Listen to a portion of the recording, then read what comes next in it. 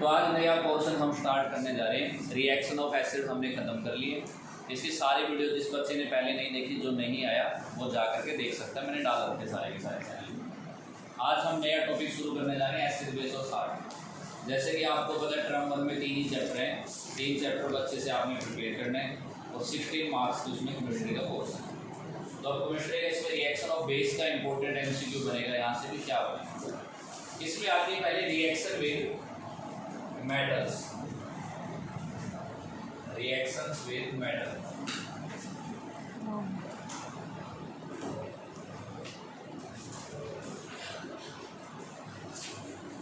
पहली chemical property base की reaction with metal.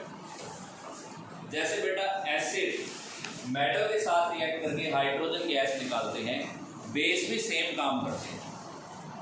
Base को भी जब मेटल के अंदर बेस को डाला जाएगा तो वहाँ से भी हाइड्रोजन गैस निकलेगी। जैसे कि मैंने यहाँ पे ले लिया, मैंने सपोज करिए मेटल ले लिया, मैंने यहाँ पे जिंक ले ली, जिंक, क्योंकि जिंक के साथ ही एसिड की रिएक्शन की थी। जिंक ही ले ली मैंने बेस में ग्रैन्युलर फॉर्म, एसिड में भी ग्रैन्युलर फॉर्म में लेनी है, बेस में भी ग्रैन्युलर। उसके बाद यहाँ पे मैंने बेस का सॉल्यूशन डाला। किस बेस का सॉल्यूशन डाला? NaOH।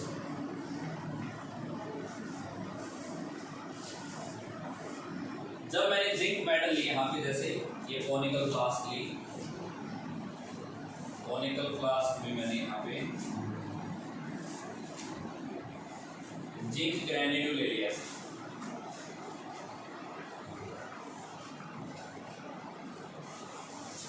फिर ऊपर से NaOH डाल दिया, NaOH। बुक में डाइल्यूट लिखा होता है, आप डाइल्यूट लिख लेंगे। वैसे डाइल्यूट के साथ रिएक्शन बहुत स्लो होती है, ठीक है ना। वैसे भी बेस के साथ रिएक्शन स्लो होती है, लेकिन डाइल्यूट के साथ तो और स्लो होगी। इसलिए हम रिएक्शन को जल्दी करवाने के लिए इसको कंसनट्रेटेड फॉर्म में भी ले सकते हैं, ऐसा कोई जरूरी नहीं। जैसे मैंने इसमें बेस डाला, बेस डालते यहाँ पे एफरसेंस आनी स्टार्ट हो जाएगी, पता चल जाएगा हमको रिएक्शन स्टार्ट हो गई। एफरसेंस ऐसे नहीं आएगी बहुत झाग बन गई एकदम से, ऐसा नहीं होगा। धीरे धीरे बबल आएंगे। जैसे एक बबल आ गया 6 सेकंड में, फिर अगला फिर 6 सेकंड में, ऐसे बबल्स आते रहेंगे थोड़े थोड़े, तो उससे हमको पता चलेगा कि रिएक्शन स्टार्ट होगी। रिएक्शन स्टार्ट होगी तो धीरे धीरे यहाँ से एक गैस इवोल्व होगी। यहाँ तो मेटल का साल्ट बन जाएगा, जिस भी मेटल को लिए, प्लस कौन सी गैस निकलेगी? Hydrogen gas. अब यहाँ पे सवाल ये नहीं आएगा कि बेस जब मेटल के साथ रिएक्ट करेंगे तो हाइड्रोजन गैस निकलेगी या नहीं निकलेगी, क्योंकि ये तो अंडरस्टूड है, हाइड्रोजन निकलेगी। सवाल क्या आएगा कि जब बेस को मेटल के अंदर डाला, जो मेटल का साल्ट बना, उस साल्ट का नाम क्या है, फॉर्मूला क्या है। यहां से इसमें ये सवाल बनेगा। जब मैंने एसिड की रिएक्शन करवाई थी तब भी मैंने आपको बताया था कि वहां से कितने टाइप के सवाल बने, कि जिंक किस फॉर्म में लिए, ग्रैन्युलर की फॉर्म में लिए। जब जिंक रिएक्ट कर लेती है तो किस फॉर्म में चली जाती है, ब्लैकिश डल अपीयरेंस हो जाती है, उसकी गैस निकलती है, हाइड्रोजन गैस निकलती है, ऑक्साउंड निकलती है। लेकिन इस केस में बेस के केस में मोस्ट इंपोर्टेंट क्वेश्चन ये बनता है कि जो साल्ट बना है उसका फॉर्मूला क्या है और नाम क्या है। जब आपने जिंक मेटल ली और जिंक मेटल में आपने बेस डाला, बेस डालने के बाद जो साल्ट बना, उस साल्ट का नाम, फॉर्मूला क्या है। ये क्वेश्चन बहुत बार रिपीट हुआ जब CCE पैटर्न, CCE पैटर्न में भी ऐसे था, और ये एक किस्म का CCE पैटर्न की तरह ही है। इसमें भी हमारे FA की तरह हो गए हमारे पीरियोडिक टेस्टों के साथ, और ये समेटिव की जगह टर्म 1 टर्म 2। तो यहाँ पे देखिए बनेगा क्या, इस मेटल का साल्ट बनेगा, तो वो जो साल्ट बनता है वो ये बनता है Na2ZnO2।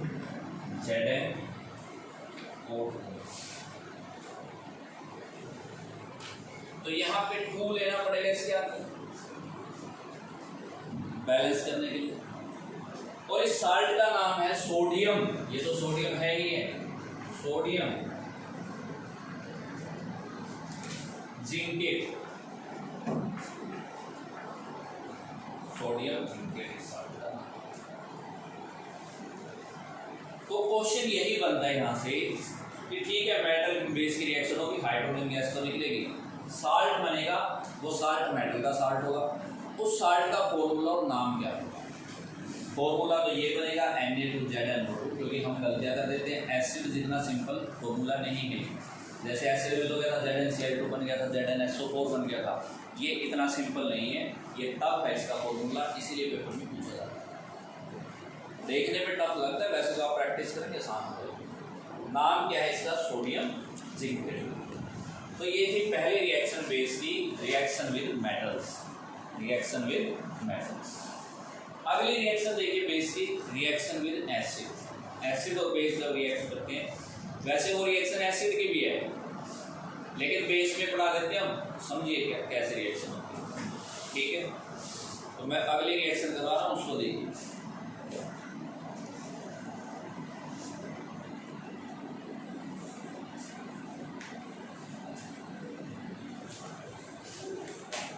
इसके बाद इसके एनसीईआरटी एग्जाम्पल क्वेश्चन करेंगे जितने भी होंगे यहाँ तक के। तो देखिए नेक्स्ट रिएक्शन क्या है, reaction with acid. Reaction with acid, reaction with acid. Acid के साथ रिएक्शन होगी बेसिक, तो क्या होगा? देखिए बेटा, जब भी कोई एसिड और बेस रिएक्ट करते हैं, A for acid, B for base, जैसे बच्चों में पढ़ते हैं ना, A for apple, B for ball, A for acid, B for base. जब रिएक्ट करते हैं तो क्या बनाते हैं? S+W बनाते हैं। S तो साल्ट हो गया, W क्या हो गया? वाटर। लेकिन इसके बारे में अभी तक पूरी तरीके से आपके पास खुलासा नहीं हुआ। ये तो बचपन से पढ़ते हैं आप, 7th क्लास से, 6th से, 8th में भी है कि एसिड बेस रिएक्ट करते हैं तो साल्ट प्लस वाटर बनता है। लेकिन आपने आज तक ये नहीं पढ़ा कैसा एसिड लेना है, कैसा बेस लेना है, क्योंकि अब तो आपने कंसेप्ट पढ़ लिया, एसिड भी स्ट्रॉन्ग एसिड होता है, बेस भी कैसे होता है? Strong base. क्या यहाँ पे स्ट्रॉन्ग एसिड वीक बेस लेना है? क्या यहाँ पे वीक एसिड स्ट्रॉन्ग बेस लेना है? कौन सा कॉम्बिनेशन लें? क्या सभी कॉम्बिनेशन में यही बनेगा या नहीं बनेगा? मैं आपको बता दूं, हर एक कॉम्बिनेशन में न्यूट्रलाइजेशन होगा। कोई भी कॉम्बिनेशन और न्यूट्रलाइजेशन होगा, किसी में पहले होगा, किसी में लेट होगा, वो डिपेंड करता है उनकी कंसंट्रेशन पे, कौन सा स्ट्रॉन्ग ज़्यादा लेते हैं, कौन सा वीक लेते हैं, कितनी कंसंट्रेशन। तो कोई भी एसिड बेस हो, किसी भी कंसंट्रेशन का न्यूट्रलाइजेशन तो करेंगे। तो जब एसिड और बेस रिएक्ट करते हैं बेटा एक दूसरे के साथ, तो वो न्यूट्रलाइज करते हैं to form salt and water. इसीलिए इस रिएक्शन का नाम भी क्या है? Neutralisation reaction. Neutralisation reaction.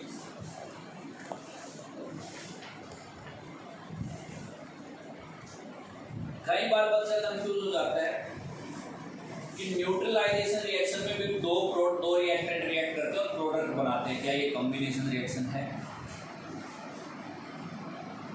इसमें से भी इसका Na चला जाता है। जैसे मैंने एक एग्जांपल ले लिया, मैं यहाँ पे एग्जांपल लिख रहा हूँ, देखिए इस रिएक्शन का मैंने लिया यहाँ पे HCl प्लस NaOH। तो इस रिएक्शन के प्रोडक्ट बन गए NaCl प्लस H2। तो पहला क्वेश्चन तो ये होना चाहिए मन में, क्या ये कॉम्बिनेशन रिएक्शन है? नहीं।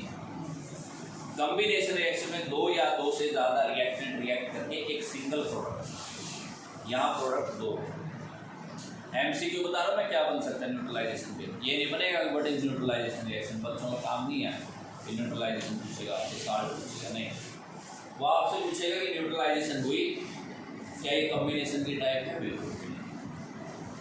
फिर कहेगा क्या डिस्प्लेसमेंट है, क्या इसमें डबल डिस्प्लेसमेंट है? डबल डिस्प्लेसमेंट लगता है इसमें, लेकिन डबल डिस्प्लेसमेंट, ये डिस्प्लेसमेंट होने के लिए मेटल का होना अनिवार्य है, या मेटल के साथ कोई ऐसा पॉजिटिव आयन हो जो मेटल की तरह बिहेव करे। जैसे कोई मेटल है मेरे पास, यहाँ पे कैल्शियम है, दूसरी तरफ डबल डिस्प्लेसमेंट करने के लिए मेटल नहीं है, लेकिन मेटल के जैसा एक आयन पड़ा है, ये डबल डिस्प्लेसमेंट कर सकते हैं। लेकिन यहाँ डबल डिस्प्लेसमेंट नहीं है, यहाँ पे एक्सचेंज ऑफ आयन। यहाँ पे क्या हो रहा है, लग रहा है कि डबल डिस्प्लेसमेंट रिएक्शन हुई है, लेकिन इस रिएक्शन के पीछे का ओरिजिन क्या है, exchange of ions. Exchange of ions इसके पीछे का ओरिजिन। तो एमसीक्यू आएगा न्यूट्रलाइजेशन रिएक्शन क्यों होती है, 4 ऑप्शन होंगे उसमें से, एक ऑप्शन में होगा due to exchange of ions. तो neutralisation reaction is not a double displacement reaction और we can say combination reaction. Combination भी नहीं है, डबल डिस्प्लेसमेंट भी नहीं है, just exchange reaction. Exchange of ion हो इसमें, एक्सचेंज और डिस्प्लेसमेंट में बहुत फर्क है। ठीक है बेटा, तो ये न्यूट्रलाइजेशन रिएक्शन थी। अब न्यूट्रलाइजेशन रिएक्शन के ऊपर भी मैंने एक एक्टिविटी बना रखी है, आप देख सकते हो। वो ट्यूब लगा के मैंने होलो ट्यूब लगा करके एक्टिविटी लगभग जितने भी पहले चैप्टर की थी मैंने सारी यूट्यूब पे डाल रखी, आप उनको देखिए, आपके लिए ही बना करके डाल रखी है, मुझे तो उनको कुछ करना है नहीं, बच्चों के लिए वो। फिर इसकी भी न्यूट्रलाइजेशन रिएक्शन की भी रिएक्शन विद मेटल्स की एक्टिविटी भी मैंने डाल रखी है, आप उनको भी जा करके देख सकते हैं। देखने भी चाहिए, वो मुझे कॉपी में मिलनी चाहिए। ठीक है, तो ये थी रिएक्शन विद एसिड। ये बेस की प्रॉपर्टी भी यही 2 रिएक्शन हमको करनी होती है। पहले वाली मोस्ट इम्पोर्टेंट रिएक्शन जिसमें सोडियम लिक्विड। ठीक है बेटा, अब नेक्स्ट प्रॉपर्टी पे चलते हैं एसिड बेस की, दैट इज पीएच। पीएच पे चलते हैं। ठीक है, अब यहीं पे रोक देते हैं इसको, फिर बाद में करेंगे पीएच। ठीक है।